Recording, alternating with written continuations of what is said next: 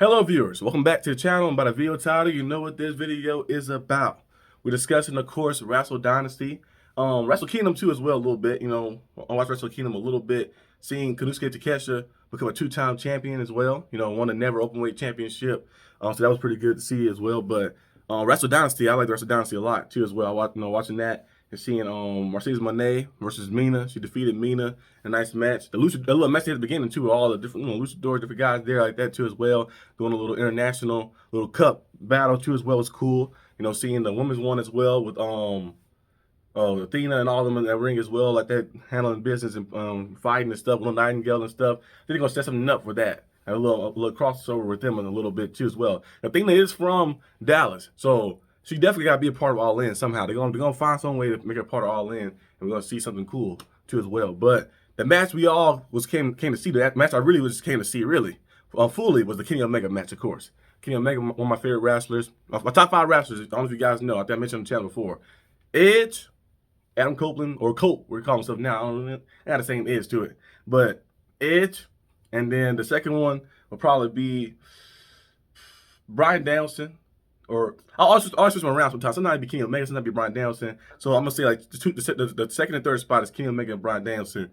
R-Truth, R-Truth, Ron Killings, we remember in TNA, and TNA was very good too as well. And also in WWE early on, he was very good. They kind of switched him now. He now do more comedic relief stuff, which is still cool and fun and stuff. But when he was in that ring, he was still one of the best in that ring. He can move. I remember he had the match with of course.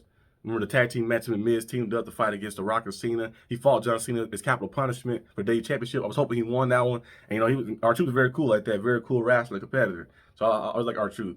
So that's another person right there as well. And my fifth one, I'm gonna have to say, all time, I'm gonna have to say, see, the fifth spot always changed for me because I might say Kofi Kingston, but ever since he did what he did with Big E, talking about the list, but now Kofi Kingston is one of the best of all time as well. One of my favorites to watch too is all time. He's done a lot of things. So Kofi Kingston, Becca Belair, over the past like 5, 6 years, ever since I started watching her, like remember she's the NXT, and then she got more and more. Got to the main roster doing stuff. She became one of my favorite wrestlers as well too. So I moved up on the list as well. She's a very cool wrestler too. Of course, John Cena is amazing too as well. AJ Styles, of course, especially when he was in Ring of Honor and New Japan and stuff. And he's very good too as well. But when he was in Ring of Honor, New Japan and stuff, he was going crazy. AJ Styles is very good. So there's another wrestler too. So there's a lot of people you can have on the list too as well. Stone Cold Steve Austin, even though it's a little before my time, but just watching all his segments and just seeing how the crowd just go crazy for him. And he used to be a very good wrestler before he broke his neck. He was still he was a very good in-ring guy. And even after he broke his neck, he kind of switched his style to more brawler style, and it still works out. So there's a lot of different wrestlers. But my top guys are definitely, of course, Edge, Kenny Omega, Bryan Danielson, R-Truth, and then I'll probably say Bianca Belair is the fifth one, like that. Sometimes it changes. It might be Kofi Kingston one week, it might be Bianca Belair. I switch it around here and there like that. But those are my top wrestlers to watch, of course. But Kenny Omega getting back in that ring versus Gabe Kidd was a very good match. I think the first match I've seen of Gabe Kidd, it was the War Dogs. Remember his what was it? What was it called? He called the Eagle. It called something like that. The Eagle, the Sniper in the Sky. It was something like that. The Sky. But I remember it was a group. They used to have a War Dog group like that. Then the Bullet Club War Dogs. And Gabe Kidd, seeing some of his stuff. And then he kind of got to this point where he at now. Remember he hit that match with Eddie Kingston. I think it was last year. Eddie Kingston tore his ACL. Hit that match with him. It was a big time match. It was actually a very good match. And then seeing more of him, his just raw style like that. He go out there. He's just a brawler, a brute, and just like a slugfest style of wrestling a little bit. Seeing him go out there and Kenny Omega versus him was very cool. Very cool to see. I like the way Kenny Omega was getting back to being what he is. He looked a little slower, but there's not too much drop off you've seen for Kenny Omega. Kenny Omega still is he's the top tier wrestler, the best of all time, still the best to today. Like having that match right there, being off for so long, having that surgery to get and remove part of your intestines, and then you come back and you put on the classic like that was very crazy. Had some crazy moves in that match, crazy spots in that match. The power bomb through the table, and then Kenny Omega doing the tope suicida, out to the outside of the ring. Both of those guys going at it. And he couldn't do the one-winged angel at first because the abdominal pain kept popping up. But he mustered enough strength to do it in the end. Got it for 1, 2, 3, and now he's back. And they say he's returning this Wednesday as well. So we should see him. That's be very cool. We also see Mercedes Mone win another title. Well, she won 2 titles. One title I'm not familiar with. Said Queen of the South. I'm not familiar with that.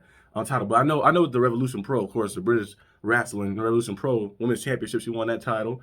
So we'll see probably see a Revolution Pro. I think Revolution Pro did a event. The AEW like had some people over there last year. You know, well, I think MJF popped up there. He fought Michael Oku. I think Michael Oku is a free agent. If I'm not mistaken. I don't know if he's still with Revolution Pro. But I think he's a free agent. They say he's going to debut in AEW or something like that, or he's going back to Revolution Pro. I don't know exactly, but I know they have some people over there a little bit working relationship. And it's cool when wrestling companies have relationships like that. You know, like having like AEW, New Japan, CMLL, Ring of Honor, AEW, same company, and then you got of course they wasn't working with AAA at first, but AAA started tripping a little bit and stuff. And they were working with TNA a little bit earlier on, but TNA started tripping a little bit too as well. So they kind of switched the stuff up a little bit. So it's cool to see the rest of the companies work together. And I feel like it's always cool because, like, of course, you want the guy ain't got to be over there forever. But to have like those matches, like it's a dream match they want to see. So like, let's give them a match. Let's give them a match there. You can do a match at your place and do a match at our place. Like they give people the match they want to see. Remember they wanted to see ZSJ Jr. versus Bryan Danielson. You got a chance to see him in AEW, and Bryan beat him. But he didn't beat him by submitting him. He beat him, he beat him by pinning him. And then we seen a match happen in New Japan was ZSJ Jr. beat him like that. So it's very cool to see. Same thing for Okada as well. So a lot of cool things to kind of like, see it, of course, as well when the companies working together. But yeah, this is a very cool show. Very cool show. I'm starting to finish. The Japan show is always long. It'll be a long show. I remember it started at 11 o'clock. I watched a few matches and then I said I'm going to sleep and just wake back up and see like that. I had to pause, went back up, saw the rest of the matches and stuff like that, saw the things. Young Bucks win the IWGP heavyweight titles as well. Most likely, I don't think they're gonna be that active in Japan, but Japan do have to New Japan Strong, the one they run in America. They do stuff like that, so they might be there. But I don't think they're gonna be flying back to Japan, back and forward 24/7. So I probably expect to see them to hold this title probably to Forbidden Door. Forbidden Door is probably it's in June, I think, right? Forbidden Door, like May, June, like right in that range. I know All In is in July, so Forbidden Door is right in that range, a little before All In. So you probably see them hold the titles maybe around that time, and they build some things up. I hope Forbidden Door, one day they just do an all-out war. CMLL versus AEW versus Ring of Honor versus New Japan. Just have everybody go out like an all-out war like that, and like a little crazy match. That'd be crazy. But yeah, it was very cool to see the little Wrestle Dynasty. I give overall grade. I give it a 7 out of 10. 7 out of 10 pay-per-view grade. Very cool pay-per-view, Being in the middle of the night, it's in different countries, though. I think like 16 hours ahead, so you gotta watch it like different time. For them, it might be like 1, 2 o'clock, but for us, it was like, and I was in Texas, it was like 11 o'clock or 12 o'clock in the morning. I watched my Steelers get freaking decimated. We lost by 2 points, but it's still we got decimated the whole game. The whole game, we never had any control of the whole game, getting beat up. And then my Miami Heat get blown out by the Jazz, and then I have to stay up.